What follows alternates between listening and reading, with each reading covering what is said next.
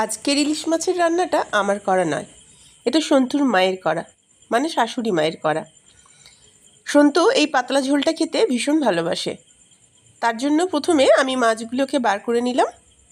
যদিও আমি অনেকগুলো মাছ বার করেছি, তবে সমস্ত মাছের রান্না আজকে কিন্তু হবে না এই রান্নাতে।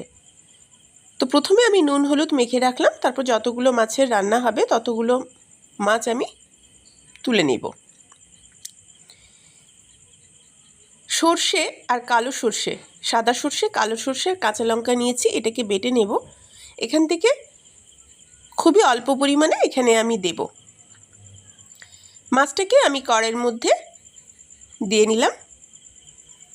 মাঝেই তো অল্প তেলে রান্না করে, তাই তেলের মাপটা মাই দিয়েছে, আমি শুধু মাছগুলো দিয়ে নিলাম।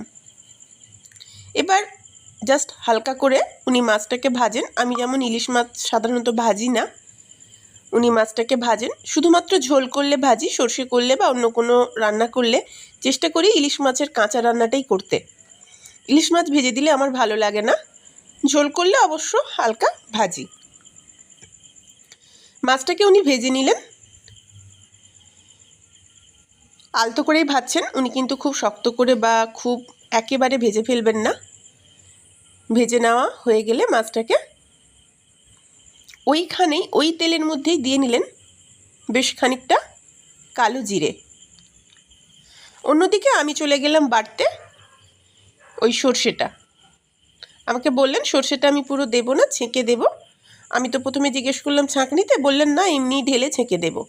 দেওয়ার পরে আমার মনে হলো না, পোস্তটাকে আরও একটু গ্রাইন্ডারে ঘুরিয়ে যদি কিছু বেরোইতো, তারপর ওটাকে আমি এবার গ্রাইন্ডারে আরেকবার ঘুরিয়ে নেব। যেহেতু আজকে ডাল হবে না, তাই রসটা একটু বেশি পরিমাণে হবে, তাই একটু জলের পরিমাণটা বেশি, আর বাকি সর্ষেটুকুকে ছাঁকনিতে দিয়ে আমি ছেঁকে নিলাম।